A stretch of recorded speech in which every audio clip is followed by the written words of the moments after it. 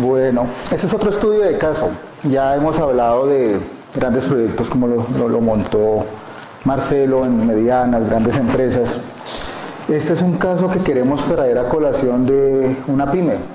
Sabemos que las pymes son cerca del 90-95% de las empresas en el país. Y en todo tipo de empresas, como les mencionaba anteriormente, hay oportunidades, inclusive en las empresas grandes más tecnificadas tienen oportunidades de eficiencia energética. Esta es una empresa de cárnicos en las cuales, como lo mencionaba Omar en un momento, como lo mencionó Marcelo, es importante identificar qué hay en la empresa, qué áreas, procesos están relacionados en la empresa, qué hacen en cada una de esas áreas. Por eso es que aquí hacemos el ejercicio con una empresa de cárnicos que tiene 8 áreas y procesos: recepción, postes, hueso, charqueo, empaque, hasta el despacho, que es donde sacan su producto final. Y cada uno de ellos están alineados a ciertos procesos que tenemos que nosotros empezar a identificar. ¿Cómo la energía está relacionada en cada uno de esos procesos? ¿Con qué energéticos? ¿Con qué equipos? Para poder nosotros empezar a trabajar. ¿Y qué productos al final de ese proceso que están en cada uno de ellos yo tengo? Por ejemplo, si yo hago un tema de descuerado, al final me sale toneladas en canal de carne. Si yo hago un proceso de rendimiento, empaque, almacenamiento, despacho, son piezas de carne. ¿Y cómo a partir de ello, de un indicador general, puedo empezar a trabajar indicadores específicos? Y cómo en cada una de estas áreas empiezo yo a identificar qué usos de la energía para yo poder empezar a trabajar, a identificar, a proponer proyectos, buenas prácticas operacionales y demás. Entonces es muy importante generar esa radiografía energética de la organización. Yo le digo, bueno, a mí no así es como cuando uno va al médico. Uno va al médico por primera vez: doctor, me duele aquí. Ah, bueno, chévere. Exámenes de laboratorio, radiografías, electrocardiogramas, exámenes de sangre, de orina, etcétera, etcétera, etcétera. Eso es lo que también tenemos que nosotros identificar, dónde están esos desperdicios energéticos, y a través de esa radiografía energética yo puedo identificar esas oportunidades de mejora como tal, para implementar o buenas prácticas, o implementar proyectos de baja, proyectos de alta, renovables, etcétera, etcétera, etcétera.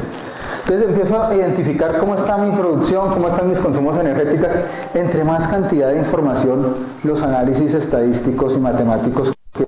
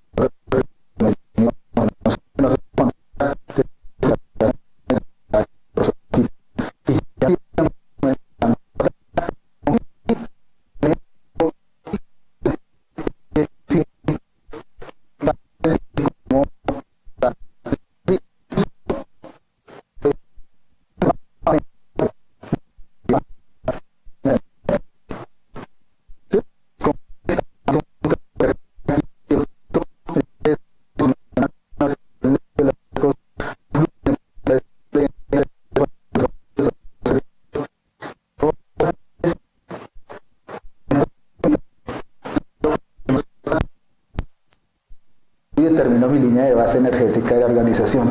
Y cómo esa línea de base, con el factor de determinación, realmente esa producción está alineada a mi consumo energético. Entonces, ese es uno de los puntos o uno de los pilares donde yo puedo empezar a identificar y a trabajar. Y ahí es una buena práctica operacional donde yo gestiono la información energética de la organización en la cual yo estoy trabajando. Y esto de pronto para los que trabajamos en eficiencia energética, y esta es una de las ecuaciones más sencillas porque solo estoy asociado una variable dependiente de mi consumo energético. Pero por ejemplo yo calculo la línea base de un cuarto frío, donde ya tengo que incluir capacidad, humedad, temperatura ambiente, temperatura interior, presión.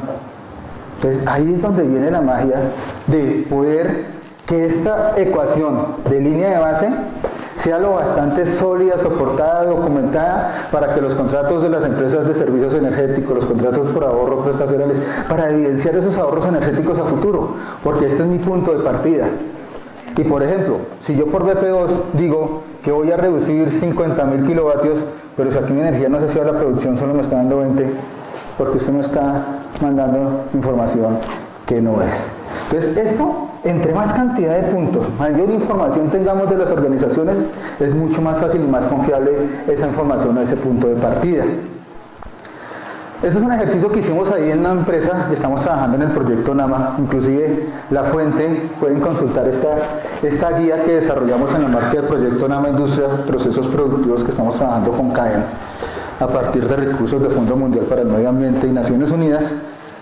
Hicimos ese ejercicio, y a partir de buenas prácticas, ¿qué se implementó? Programa de mantenimiento preventivo y predictivo, y se implementaron programa de control de fugas en sistemas de frío, de cortinas, aislamientos en las tuberías de distribución, y a partir de las mediciones o los consumos reales versus el consumo estimado que teníamos a partir de esta línea base, se estiman los ahorros energéticos. ¿Por qué se estiman? Porque los ahorros energéticos no se pueden medir, es una energía que no existe, una energía que yo me ahorré. Entonces se estiman a partir de metodologías. Existen metodologías, como lo mencionaba anteriormente el ingeniero Frías, la ISO 50001 una familia de normas asociadas en las cuales hay metodologías. Está la 50.002 para auditorías energéticas, está la 50.015 para el tema de ahorros energéticos, está la 50.000, creo que me confirme, la de líneas de base.